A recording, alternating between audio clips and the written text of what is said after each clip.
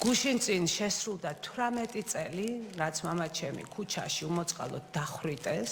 გურამ შარაძის მკვლობის ისტორია საგამოძიებო კომისიის სხდომაზე შვილმა რუსუდან შარაძემ გაიხსენა. თქვა, რომ მკვლობამდე დღეებით ადრე მამამის უთვალთვალებდნენ და მისი მარშრუტიც ზეპირად იცოდნენ. უთვალთვალებდნენ გიორგი ბარათელსაც, რომელსაც მოგვიანებით ამ მკვლობის აღიარებას აიძულებდნენ. არადა რუსუდან შარაძის თქმით, გურამ შარაძე ორმა დაქირავებულმა მკვლელმა მოკლა. ერთმა სასიკვდილოდ დაჭრა, მეორემ კი საკონტროლო გასროლა განახორციელა. მას უკან მოყვებოდა მკვლელი, ფირზე ჩანს, როგორ ახდენს პირველ საკონტროლო გასროლას. მელიქიშვილის და ხორავას კუთხეში მას ელოდებოდა მეორე მკვლელი, რომელმაც მოახდინა ორი საკონტროლო გასროლები და ამის შემდეგ ავარდა შანიძის ქუჩაზე. და აი ამ დროს გამოიყვანეს ბარათელი. რატომ ის და არა სხვა, თქვენ როგორ გონიათ? 1996 წლიდან დაუპირისპირდა ჯორჯ სოროს, მის ფონდს, დაუპირისპირდა თავისუფლების ინსტიტუტს, დაუპირისპირდა რადიო თავისუფლებას, ახალგაზრდა იურისტთა ასოციაციას. არ არსებობდა საკითხები, რომ საქართველოსთვის სასიცოცხლოდ მნიშვნელოვანი რო არ შეხებოდა. გურამ შარაძის მკვლობის საქმეზე გიორგი ბარათელი დააკავეს, თუმცა 2012 წლის შემდეგ ბარათელმა სიმართლე მოყვა. თქვა, რომ ცოცხალი ადამიანის მკვლობის აღიარებას წამებით აიძულებდნენ. 20 მაისს ჯერ კიდევ შუა დღეს ის ქუჩაში აიყვანეს, წაიყვანეს თბილისის ზღვაზე, სადაც ურტყეს, აწამეს, თხოვდნენ აიღიარებინა გურამ შარაძის მკვლელობა. და მე თქვა, რომ მე უკვე მოკლული მეგონაო, არ ვიცოდიო, რომ ცოცხალ კაცზე მაიძულებდნენო. გიორგი ბარათელმა მოგვიანებით დაადასტურა, რომ ამ პოლიციაში, ძველი თბილისის პოლიციაში 30 პოლიციელიო მცემდაო.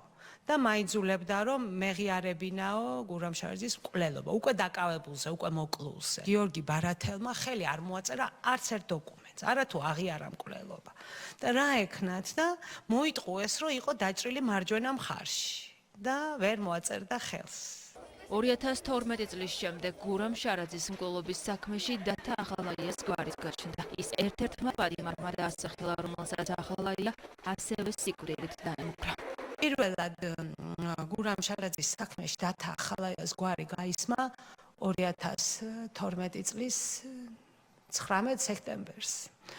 პატიმარი გიორგი ჩიხლაძისგან, იგივე გოჩა ჩიხლაძისგან. ციხიდან გამოდის ადვოკატი ედიშერ ქარჩავა და ასეთ რაღაცას ამბობს, რომ ჩემი დაცვის ქვეშ უკვე მოდიოდა 1 ოქტომბერი და ღვიოდა გამარჯვების იმედი. დათა ახალაია ასე დამემუქრა, მე მოვკალი და გავასაღე გურამ შარაძე და როგორ დავგეგმე და გავასაღე გურამ შარაძე, ისე გაგასაღებ შენ თუ არ იტყვი, რასაც აიძულებდნენ.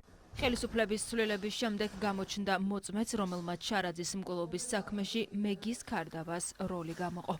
2007 წლის მაისის თვეში მეგის ქარდავამ დამიბარა თავის სამუშაო კაბინეტში, სადაც იყო მარტო და მითხრა, რომ უფროსების დავალება იყო შესასრულებელი. დამისახელა იმ ორი პიროვნების სახელი და გვარი, ვინც უნდა ჩამეყვანა ქალაქ თბილისში და მოეკლათ გურამ შარაძე. ესენი იყვნენ გია ფაჩულია და მეცახელად ჯგერე. მეორე თუ მესამე დღეს შევედი მეგის ქარდავასა და უთხარი, რომ ვიყავით ცუდად და აღნიშნულ დავალებას ვერ შევასრულებდი.